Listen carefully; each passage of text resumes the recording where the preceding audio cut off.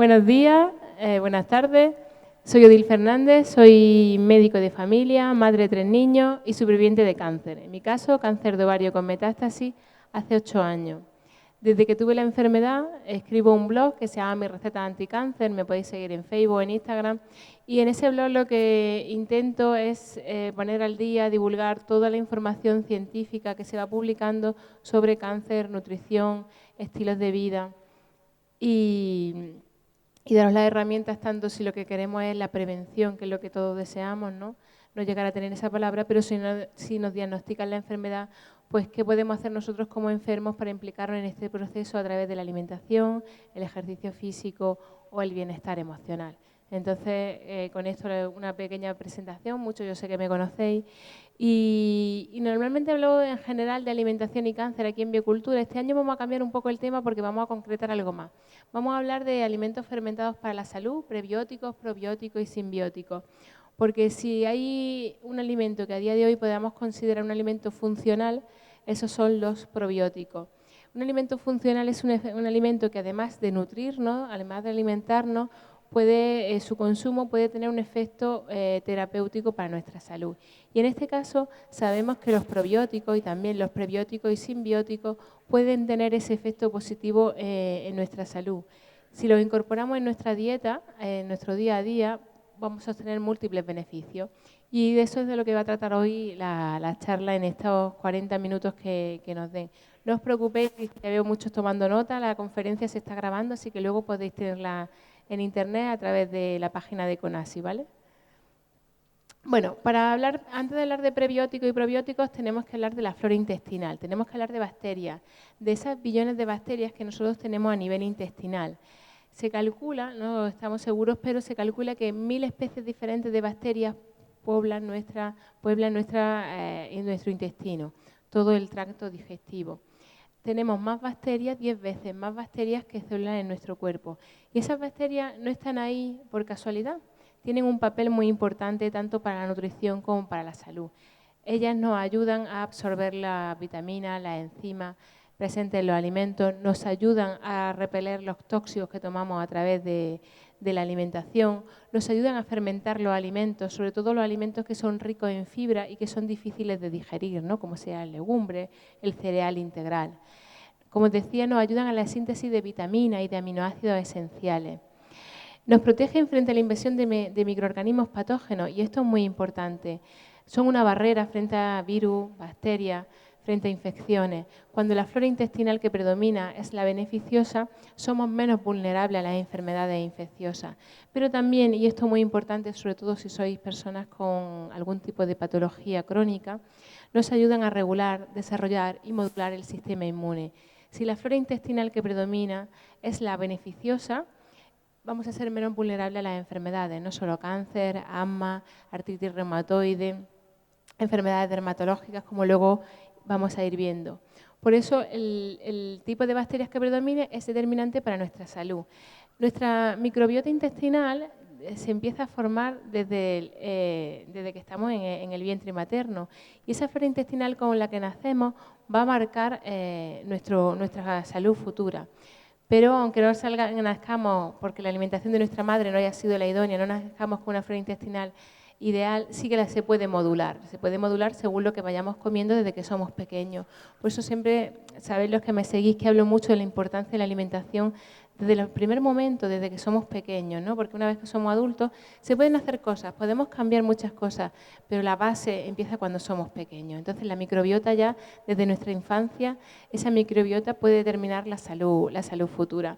Y en los últimos años sabemos que la microbiota, esas bacterias son las que determinan el estado de salud de nuestro sistema inmune. Nuestro sistema inmune es nuestra principal barrera, no solo frente a patógenos, sino frente a la mayoría de las enfermedades. Si la flora intestinal es la beneficiosa, nosotros vamos a gozar de una buena salud y el riesgo de padecer, por ejemplo, cáncer va a ser mucho menor. ¿Y qué determina que las bacterias que tengamos sean beneficiosas o sean, por el contrario, las perjudiciales? Pues el tipo de bacterias que haya, los buenos y los malos en este caso. ¿Quiénes son los buenos? Los buenos son el Escherichia coli, las bifidobacterias, los lactobacillus. Los malos de la película, sobre todo, son el Enterococcus faecalis, el Campylobacter, el Clostridium difficile. Estos tres se han relacionado cuando en una persona predominan estos tres tipos de bacterias, tienen más riesgo de desarrollar un cáncer de colon. Especialmente cuando es un tipo, el Clostridium, es más frecuente en personas que desarrollan un cáncer de colon. Sin embargo, las personas que en su flora predomina esta, la bifidobacteria, tienen menos cáncer de colon. Por tanto, no es una cosa banal, sin importancia. El tipo de bacterias que predominen van a determinar nuestra salud futura. ¿Y qué hace que predominen los buenos o los villanos? Pues sobre todo la alimentación. Una mala alimentación, donde predominan alimentos ultraprocesados, donde hay mucho azúcar, hay falta de fibra, hay grasas trans, unido a la falta de ejercicio físico, hace que predominen las bacterias patógenas. Sin embargo, una buena alimentación donde hay mucha fibra procedente de legumbres, cereales integrales, frutas, hortalizas, donde hay una práctica de ejercicio físico regular, va a predominar esos bifidobacterias y los lactobacillus, que son los más importantes para nuestra buena salud. Y anteriormente, la dieta que seguían nuestros antepasados era muy rica en probióticos. Sin embargo, a día de hoy, la cantidad de probióticos que nosotros tomamos y que realmente asimilamos a través de la comida es bastante reducida. Nuestros antepasados consumían una dieta con un 50% menos de proteínas que la actual. No se consumía tanta carne como actualmente. 75% menos de grasa saturada, un 90% menos de sodio, de alimentos salados, ¿no? Entre 4 y 10 veces más fruta y fibra, 10 veces más vitaminas y antioxidantes que nosotros, y sobre todo más lactobacillus. ¿Y por qué tomamos tantos lactobacillus? Pues por fermentación láctica de los vegetales. Nuestros antepasados descubrieron que si ponían a fermentar, envolviéndolo, por ejemplo, en hoja, los vegetales, la carne o el pescado, aguantaban más, podían conservarlo durante más tiempo. Y ese proceso de fermentación genera esas bacterias, que vamos a hablar de ellas, lácticas, como la lactobacillus. Y ya nuestros antepasados tomaban algunos alimentos y algunas bebidas cargadas de probióticos. Si algunos de los que estáis aquí sois de México, en México se toma una bebida ancestral que se llama pozol. El pozol se hace con un fermento con maíz y cacao. Aquí me están diciendo que sí, lo conocen, y además dicen que está rico. Yo no lo he probado, ¿no? Pero que está muy rico. Pues el pozol sería una bebida probiótica que se consume en México desde hace muchísimos años. En África hay otra bebida también hecha con fermentados, que es el ogi, y el kenkey en Ghana. Es decir, ya nuestros antepasados consumían gran cantidad de probióticos que de verdad vivían, porque luego hablaremos que muchos de los probióticos que a lo mejor podemos consumir mueren cuando los cocinamos, ¿no?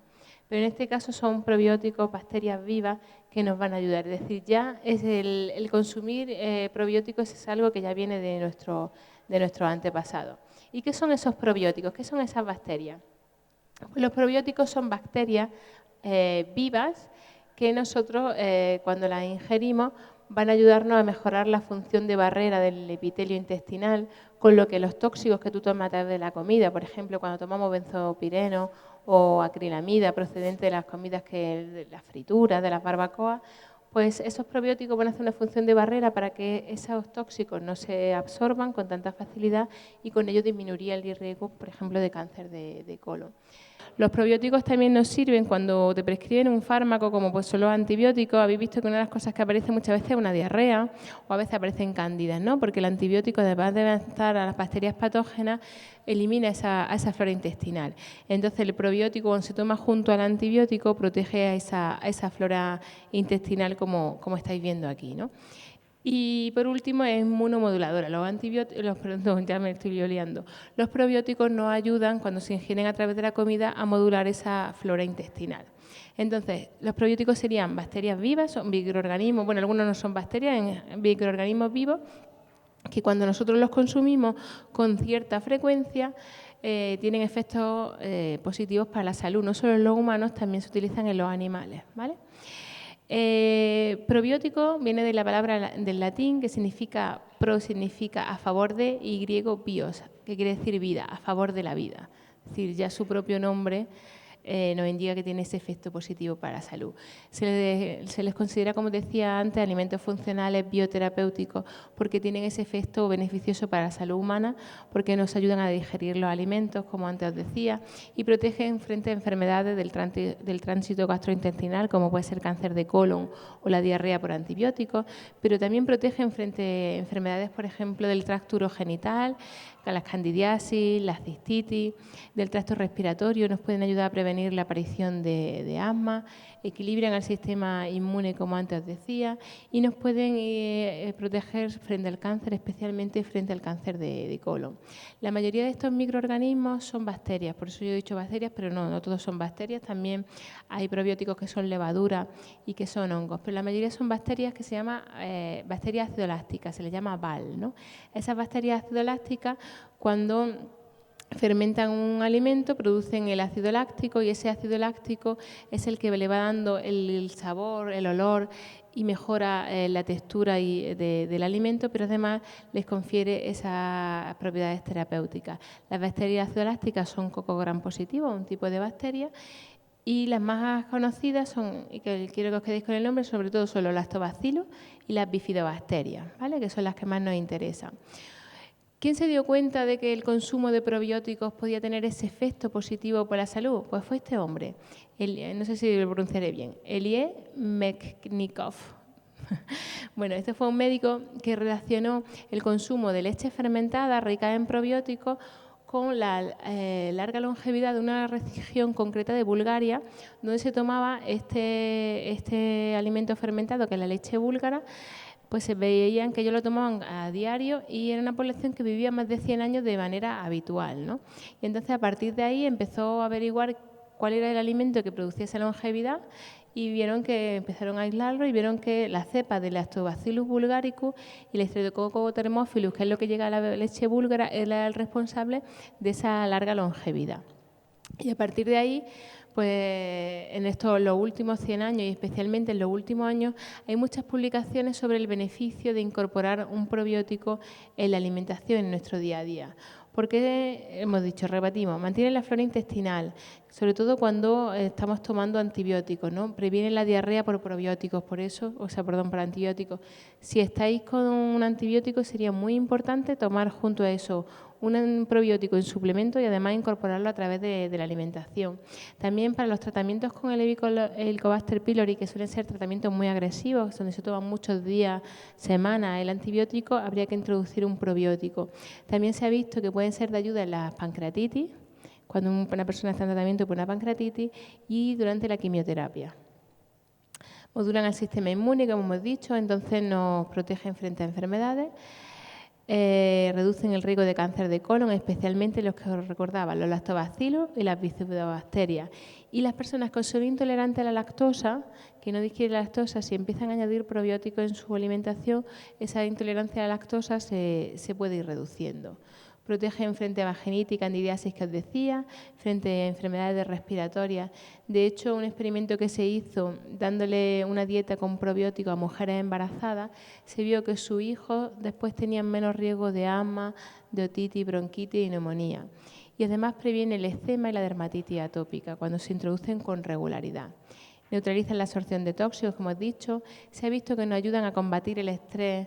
El estrés crónico altera la microflora, esas bacterias que antes hablábamos. Pues el incorporar probióticos nos puede ayudar a controlar ese estrés y sus efectos negativos. Previene la obesidad. Se ha visto que las personas obesas tienen una flora intestinal de la patógena, ¿no? También a día de hoy, esto muchas de las que seáis mamás lo sabéis, las mastitis actualmente antes de dar antibióticos se tratan con probióticos y si el probiótico no funciona ya se da antibiótico, o sea, tienen incluso un efecto terapéutico en lactanza, ¿no? Que se da para tratamiento de las mastitis. Y en los últimos años se está publicando estudios del efecto beneficioso que puede tener el probiótico en las personas con brotes de artritis reumatoide. Es decir, que todos son beneficios para incorporarlos. E incluso los americanos hablan, no utilizan la palabra probiótico, sino la palabra psicobiótico, porque se ha visto que el introducir los probióticos también tiene un efecto sobre el estado de ánimo, sobre la salud mental. Mejoran la depresión, la ansiedad. sobre todo porque hay bacterias, de las que tenemos a nivel intestinal, que producen una sustancia que se llama ácido gamma amiónico butírico, el GABA, ¿no? Que es una molécula que frena los miedos. Por eso las personas que empiezan a introducir probióticos, unas primeras cosas que notan es un control de la ansiedad, disminuyen los niveles de ansiedad. Las personas con depresión suelen tener una flora intestinal patógena y en ellas predominan pues, la especie Bacteroides, Oscillobacter. Sin embargo, las personas que se sienten más felices, más contentas, predominan los Lactobacillus y las bifidobacterias que antes hablábamos. ¿Qué hace que nosotros tengamos una flora intestinal patógena? Pues lo que hablábamos antes, ¿no? Una mala alimentación, sobre todo cuando hay mucha carne, fumamos, bebemos, abuso de medicamentos, no solo antibióticos, los propios antidepresivos, los corticoides también hacen que la flora intestinal que predomine sea la patógena, así como los laxantes o la píldora anticonceptiva. Entonces, vamos a ver ahora dónde están esos alimentos probióticos. Deciros que en general son seguros para todas las personas, los podemos incorporar. Solo hay algunas dudas en personas que están inmunodeprimidas en tratamiento, que estén, por ejemplo, personas que le han hecho un trasplante y están en tratamiento que nos interesa que estén inmunodeprimidas, ¿no? Salvo eso, en principio parece que son seguros, sobre todo para la población sana, para prevención no hay ningún problema.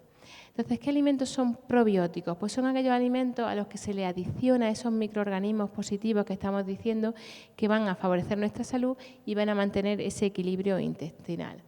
Vamos a empezar con los derivados de la leche, que son los primeros que se han ido conociendo. Pues en este caso el yogur sería el probiótico más conocido por todos. El kéfir de leche o hecho con bebida vegetal o con agua. La leche búlgara, que es la que yo os decía que fue con la que se empezaron a hacer las investigaciones. El Yakult. El Yakult es una bebida fermentada que viene de Japón, que la toma el 10% de la población de manera habitual, y se ha visto que cuando los niños están con la infección del rotavirus, cuando toman Yakult, ayuda a cortar el tiempo de curación.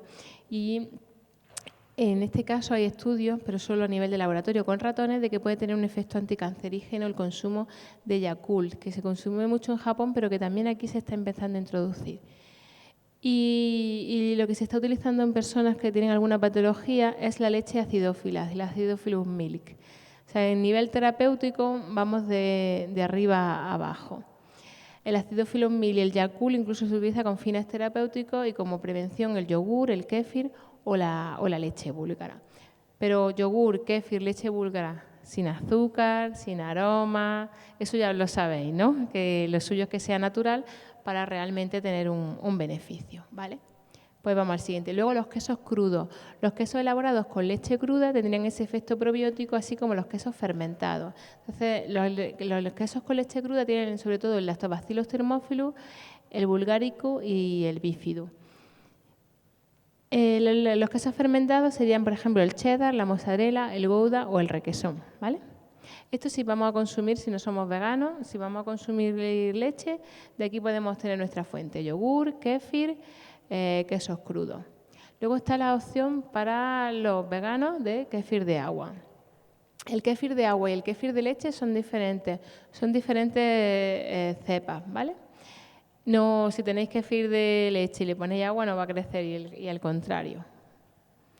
Luego otra bebida fermentada que es muy beneficiosa sería el kombucha y el cava. Aquí en España el kvass es menos conocido, pero el kombucha sí que está empezando de hecho he visto hoy dándome una vuelta que hay varios expositores de kombucha. El kombucha se consume en China desde hace muchísimos años y de hecho se le considera el elixir de la salud intestinal por ese efecto probiótico. Y es una bebida que se fermenta con un hongo, que es el kombucha. Que luego, no sé si en el show cooking o aquí nos dará tiempo un poco a contaros cómo se hace el kombucha, que lo podéis hacer vosotros en casa. Pero esa sería una buena bebida.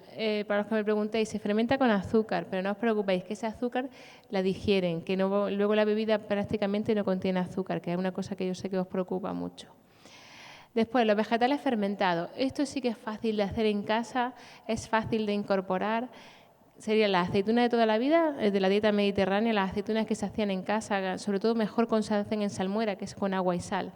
Las que compráis, la mayoría, se han fermentado con agua y sal, pero luego se han sometido a calor. Esas no nos servirían, porque si está pasteurizado ya no hemos cargado las bacterias. Porque estas bacterias, si tienen algo, es que son muy sensibles al calor, ¿no? Entonces, las que se hacían en casa de toda la vida, que se han hecho siempre en Andalucía, esas serían buenas. Sí que hay algunas aceitunas que se venden a granel que no están pasteurizadas. Entonces, buscar aceitunas no pasteurizadas, esas tienen ese efecto positivo en nuestra salud. Los encurtidos de toda la vida, igual, los pepinillos, el ajo, la cebolla encurtida en agua, sal y vinagre, serían beneficiosos. El rey de los vegetales fermentados es el chucrut, el sauerkraut, ¿no?, que le llaman los alemanes, que es col fermentada. El chucrut, probablemente los alemanes lo han combinado muy bien porque comen mucha carne y además esa carne quemada, pero siempre va con chucrut.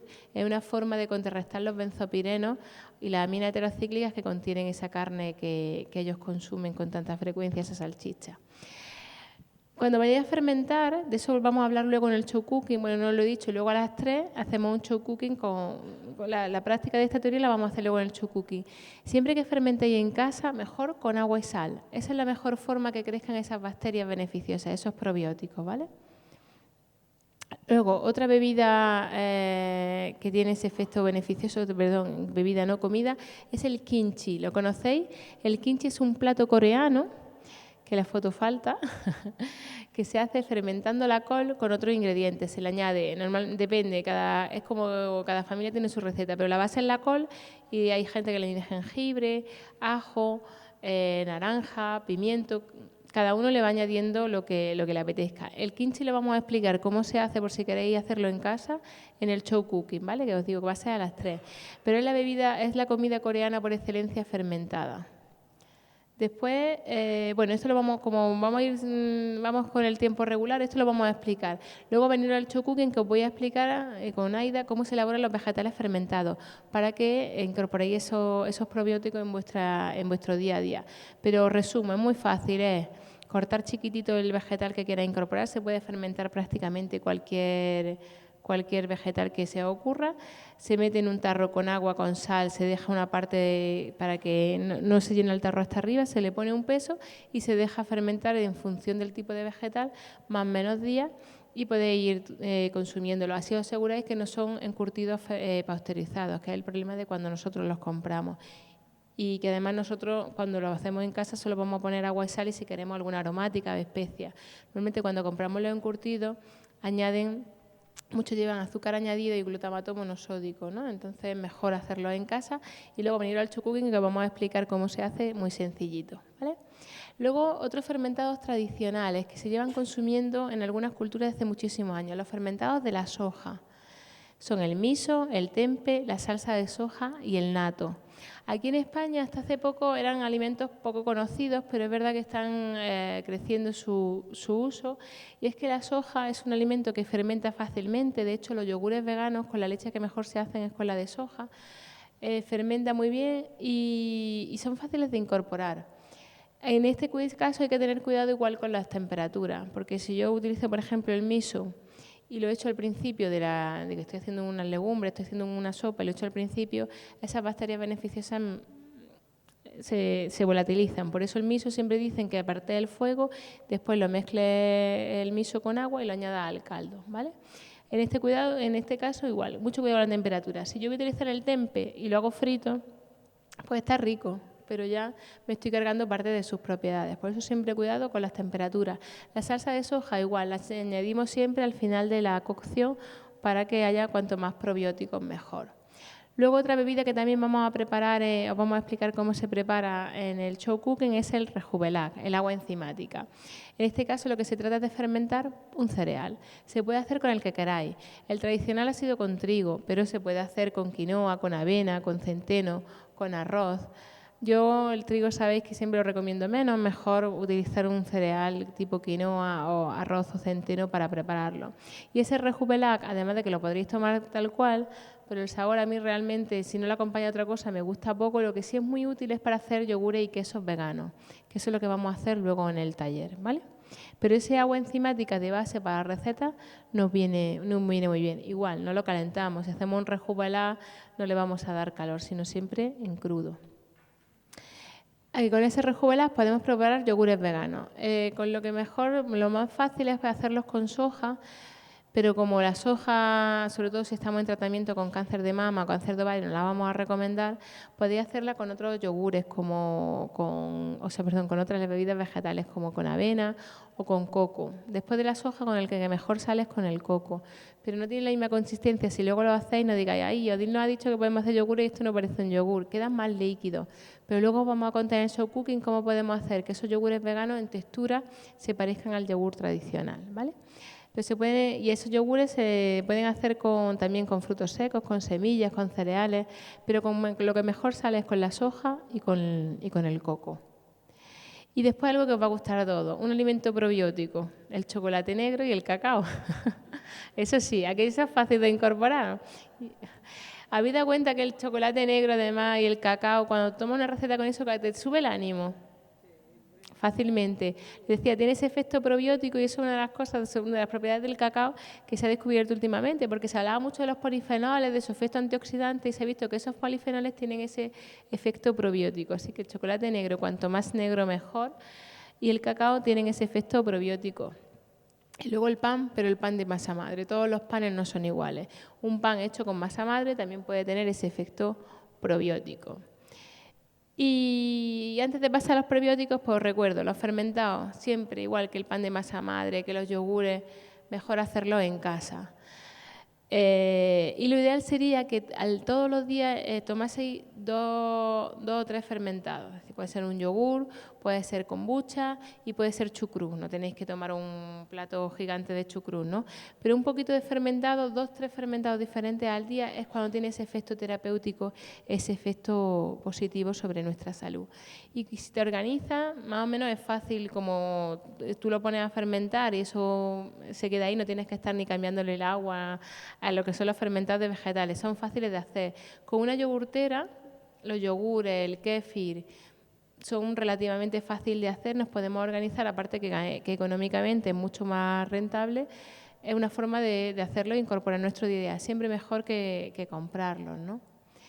Y luego están los prebióticos. Hemos hablado de los probióticos, son esas bacterias o levaduras, en el caso, por ejemplo, de la masa madre sería levadura, o esos hongos que tienen ese efecto positivo en la flora intestinal, y esas bacterias lo que hacen es que cogen los hidratos de carbono del alimento, lo fermentan y le dan esas propiedades terapéuticas.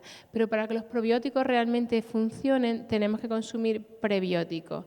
Los prebióticos son alimentos que contienen un tipo de fibra que aprovechan esas bacterias probióticas, esas bacterias acidolácticas, para producir esos efectos beneficiosos. ¿Qué alimentos son probióticos? Pues aquí tenéis un resumen. Los tomates son probióticos, las alcachofas, la cebolla, el ajo, el puerro, espárrago, rúcula en general, todas las hojas verdes, la chicoria, los frutos rojos, los plátanos, la avena y las legumbres. Esos serían los alimentos prebióticos.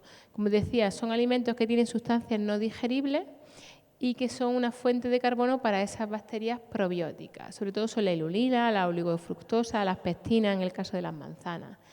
Son lo que potencian el efecto del probiótico. Entonces, a mí me interesa añadir probióticos, pero también prebióticos. En verdad, si vais a llevar una alimentación como la que yo os voy contando siempre, la dieta mediterránea, esa alimentación anticáncer, ya lo estáis haciendo, tenéis probióticos y prebióticos, pero que no os quedéis solo con que hay que tomar a lo mejor yogur, kéfir o chucrú, sino que me interesa añadir prebióticos. Y un muy buen prebiótico, ya lo sabéis, es el plátano. Entonces, todos los días tomar un plátano nos va a venir muy bien para mejorar esa flora intestinal. Los probióticos por sí mismos también reducen el riesgo de infecciones y de diarrea, reducen el riesgo de osteoporosis al favorecer que la insulina se fije el calcio a los huesos. Por eso el que los niños, siempre insisto con los niños con los plátanos, nos va a ayudar a esos huesos y esos dientes fuertes. También reducen el riesgo de obesidad y de diabetes, disminuye la incidencia de cáncer de colon y se ha visto que ayudan a regular los niveles de colesterol del malo. El de colesterol disminuye cuando añadimos esos prebióticos en nuestra alimentación. Y por último tenemos los simbióticos, probióticos, prebióticos y simbióticos. ¿Cuáles son los simbióticos? Pues los simbióticos sería lo que estoy diciendo, de tener una alimentación que incluya ambos, que yo tome esos prebióticos, pero además incluya probióticos en mi alimentación, porque hace un efecto sinérgico. No es lo mismo tomar solo todos los días plátano, pero no tomo ningún probiótico, si hace más efecto positivo incluir plátano, hojas verdes, alcachofas, tomates, manzanas y además añadir el alimento fermentado, el probiótico, ¿vale? Y esos serían los simbióticos. Un ejemplo de simbiótico podría ser desayunar copos de avena que he dejado en remojo por la noche con plátano troceado y con yogur, ya sea de vaca o cabra o yogur vegano, ¿no? que hayamos hecho en casa, siempre mejor. Eso sería un ejemplo de un alimento simbiótico, ¿vale? Ya está. Mira, lo había puesto aquí, yogur con plátano y avena que hemos fermentado. Después, si vosotros vais a hacer los fermentados en casa, ¿cómo lo haríamos? ¿Cómo vamos?